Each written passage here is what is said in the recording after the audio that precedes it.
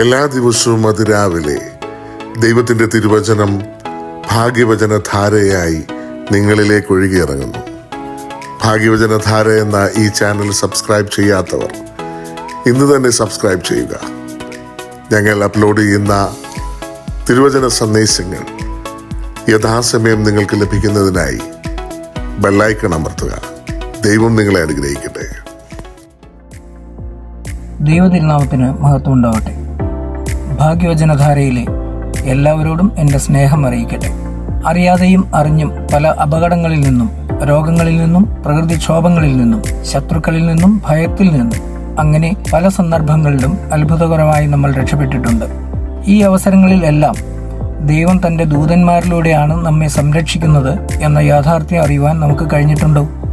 ഈ യാഥാർത്ഥ്യം മനസ്സിലാക്കുന്നതിനായി 2 രാജാക്കന്മാർ 6:13 മുതലുള്ള വാക്യങ്ങളിൽ ഒരു സംഭവം രേഖപ്പെടുത്തിയിട്ടുണ്ട്. ആ സംഭവത്തിലേക്ക് നിങ്ങളുടെ ശ്രദ്ധയെ ക്ഷണിക്കുകയാണ്. ഒരിക്കൽ ആരാം രാജാവ് ഇസ്രായേൽ ജനത്തോട് യുദ്ധം ചെയ്ത് അവരെ അടിമകളാക്കുവാൻ ആഗ്രഹിച്ചു. ഇസ്രായേലിന്റെ പല ഭാഗങ്ങളിലേക്കും ആരാം രാജാവ് തന്റെ പടയാളികളെ അയച്ചു.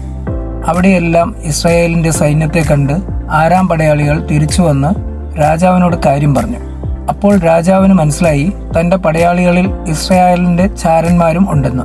അവരെ കണ്ടുപിടിക്കുവാൻ രാജാവ് ആജ്ഞാപിച്ചു. അപ്പോൾ രാജാവിന്റെ ദൂതന്മാരിൽ ഒരുത്തൻ പറഞ്ഞു, രാജാവ് പള്ളിയറയിൽ സംസാരിക്കുന്ന കാര്യങ്ങൾ പോലും മനസ്സിലാക്കി ഇസ്രായേൽ രാജാവിനോട് പറഞ്ഞു കൊടുക്കുവാൻ കഴിവുള്ള ഒരു പ്രവാചകൻ അവിടെയുണ്ട് എന്ന്. ഏലീശ എന്നാണ് പേര്. ദോഥാൻ എന്ന കുന്നിന്റെ മുകളിൽ താമസിക്കുന്നു എന്ന് പറഞ്ഞു. ഉടനെ രാജാവ് ശക്തിയുള്ള സൈന്യത്തെ അങ്ങോട്ട് അയച്ചു. അവർ രാത്രിയിൽ ആ സ്ഥലം വളഞ്ഞു. രാവിലെ പ്രവാചകന്റെ ബാല്യക്കാരനായ ഗേഹസി പുറത്തിറങ്ങി നോക്കിയപ്പോൾ ഒരു വലിയ സൈന്യം അവരുടെ താമസ സ്ഥലം വളഞ്ഞിരിക്കുന്നത് കണ്ടു.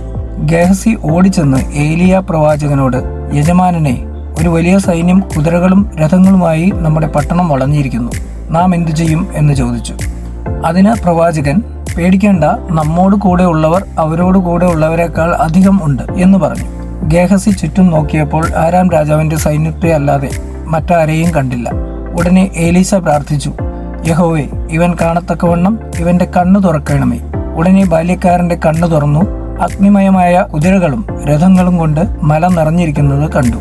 പ്രഭാതത്തിൽ ആരാം രാജാവിന്റെ സൈന്യം ഏലീശയുടെ അടുക്കലേക്ക് വരുന്നത് കണ്ട് ഏലീശ ദൈവത്തോട് പ്രാർത്ഥിച്ചു പറഞ്ഞു, ദൈവമേ, ഈ ജാതിയെ അന്ധത പിടിപ്പിക്കണമേ.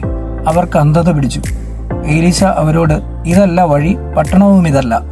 എൻ്റെ പിന്നാലെ വരിക, ഞാൻ നിങ്ങൾ അന്വേഷിക്കുന്ന ആളുടെ അടുക്കൽ കൊണ്ടുപോകാം. പ്രവാചകൻ അവരെ ശമര്യയിലേക്ക് കൂട്ടിക്കൊണ്ടുപോയി. അപ്പോൾ ഏലീശ യഹോവയോട്, യഹോവേ, ഇവർ കണ്ണു കാണത്തക്കവണ്ണം ഇവരുടെ കണ്ണു തുറക്കണമേ എന്ന് പ്രാർത്ഥിച്ചു.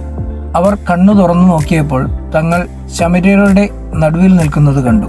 ഇസ്രായേൽ രാജാവ് പ്രവാചകനോട് ചോദിച്ചു, പിതാവേ, വെട്ടിക്കളയട്ടെ ഞാൻ ഇവരെ? പ്രവാചകൻ പറഞ്ഞു, അരുത്. വാളുകൊണ്ടും വില്ലുകൊണ്ടും പിടിച്ചവരെ നീ വെട്ടിക്കളയുമോ? ഇവർ തിന്നുകുടിച്ച തങ്ങളുടെ യജമാനന്റെ അടുക്കൽ പോകേണ്ടുന്നതിന് അപ്പവും വെള്ളവും ഇവർക്ക് കൊടുക്കുക എന്ന് പറഞ്ഞു. അങ്ങനെ അവൻ അവർക്ക് വലിയൊരു വിരുന്നൊരുക്കി. അവർ തിന്നുകുടിച്ച ശേഷം പ്രവാചകൻ അവരെ വിട്ടയച്ചു. പിന്നെ അവർ യുദ്ധത്തിനു വേണ്ടി ഇസ്രായേൽ ദേശത്തേക്ക് വന്നിട്ടില്ല. നമുക്ക് അദൃശ്യമായ ദൈവത്തിന്റെ മഹാസൈന്യം നമ്മുടെ സംരക്ഷണത്തിനായി എപ്പോഴും നമ്മുടെ കൂടെ ഉള്ളതുകൊണ്ടാണ് പലതരമായ ആപത്തുകളിൽ നിന്നും, അപകടങ്ങളിൽ നിന്നും, അനർത്ഥങ്ങളിൽ നിന്നും, പ്രകൃതിക്ഷോഭങ്ങളിൽ നിന്നും, രോഗത്തിൽ നിന്നും നമുക്ക് മോചനം ലഭിക്കുന്നത് എന്ന സത്യം നാം മനസ്സിലാക്കേണ്ടുന്നതിന് നമ്മുടെ കണ്ണുകൾ തുറക്കുവാൻ ദൈവത്തോട് പ്രാർത്ഥിക്കാം. എൻ്റെ വാക്കുകൾ നിർത്തുന്നു. എല്ലാവർക്കും സ്നേഹവന്ദനം.